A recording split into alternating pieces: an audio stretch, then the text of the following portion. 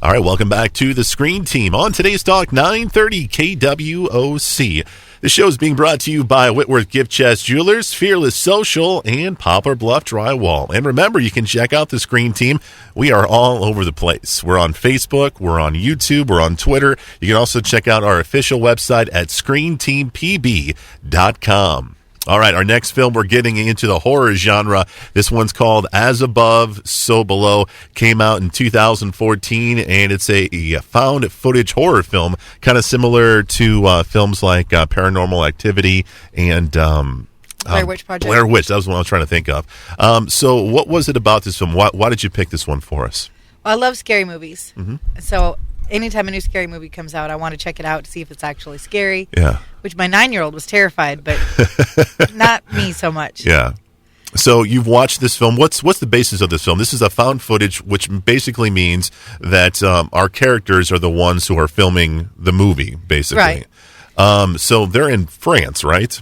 Yes. And they start out with this kind of Da Vinci Code National Treasure sort of looking for clues, trying to find Nicholas Flamel, the Philosopher's Stone, which, of course, my daughter thought Harry Potter had. So, so they go down in these tunnels, and they find out they can't get to it through a traditional route. So they find this underground guide that will do it, and he breaks them in through a train trails. Yeah, and they get in there, and just right away things start not being right. They go through one tunnel and they end up back into the chamber they just started at. So they have to go through this other tunnel that everybody says you don't ever go through there. Yeah.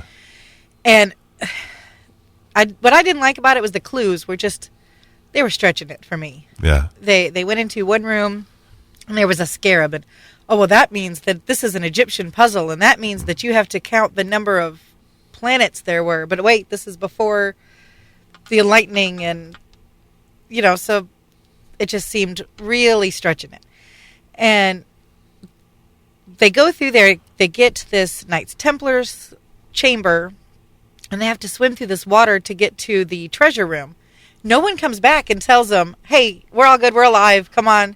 They all independently decide, we're going to go and check it out. Nobody's come back, but we're going to go check it out. Yeah. I just don't see that. I wouldn't do that at all. So they get in there and they find the Philosopher's Stone.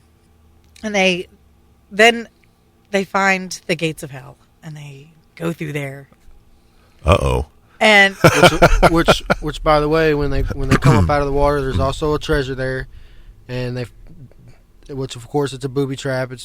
Everything's booby trapped back in the days, and they try and steal the treasure and get trapped. So there is no way back. It's only forward, and they just pretty much dig themselves deeper and deeper. Yeah. And as the movie goes on, they're going farther and farther underground, which the way the movie ended kind of confused me, but I'm sure we'll get to that in just a minute. But they're going farther and farther, and it's just, we'll get to it. The way that ends is just confusing. Well, there was a couple other things before it ended that confused me too, because the first injury happens, it's a scratch on the arm, and she uses the stone and it heals. And then they go further, and there's a severe injury, and she tries to use the stone and it won't work. So then he whispers this clue again, and then she realizes this isn't the real stone. So she goes all the way back into places that have already been closed up and they couldn't go back into before, but now she can. And she comes back and she kisses him, and so now she's the stone. It doesn't really clarify that at all. And they continue to go deeper and deeper and deeper, and they come out on the other side of the world, which is fulfilled every kid's fantasy of digging to China. Right. But they come back out in Paris and then just walk away. So does the movie ever say, or does it ever reveal who our, I guess, villain is? Is it a ghost? Is it a demon? It's their own fears. I think it's their fears, just a haunting of what you're afraid of. Right. Is what it's supposed to be, and which, I mean, I like the movie as a movie as a whole, but just I guess then people were scared of bad thing or just really poor things, because the movie was not really scary at all. Yeah. So I'm assuming this is probably not a film you're gonna put on with your friends and watch on a Saturday night. No, I'd probably pick the new Poltergeist or something like that. Yeah. That was awesome.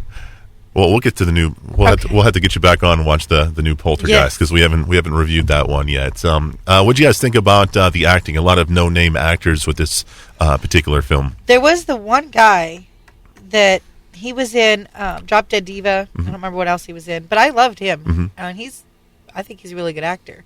And I liked the girl. I don't remember what her name was, but that wasn't so much. I think it was more the directing that I had a problem with. Yeah. And just the storyline was weak for me. Yeah. And one of the things for me watching this film is I think the whole found footage thing is a little overdone. I think it's been done way too much, and I just don't find it as scary as some other things that whether it's a serial killer or possession or stuff like that, where I find this scary. This to me, if I had a camera, I would put it down and take care of business. Business. It's a little hard. It's a little hard to keep up with, when they're moving and exactly and action's going on and people are trying to be scared. And the camera's moving like that. It's just hard to keep. And it's hard to get focused, scared. Yeah, you're exactly right. There was another part that I didn't understand. They had this video camera with them through underwater swimming and falling down tunnels and crashing walls on them, and they still have it at the very last scene. But if this is found footage, why do we never see any footage from the camera except for when they set it on the ground? Yeah, and they come out the other side. Yeah, that's the only footage from the entire camera. And why is it edited? I never understand that either. And the movie is called As Above, So Below. It's out on DVD. You can get it on Netflix and your local movie store as well. So check it out, man. As Above, So Below. Coming up after the break, we're going to review The Wedding Ringer. It's coming your way next on Today's Talk 930 KWOC.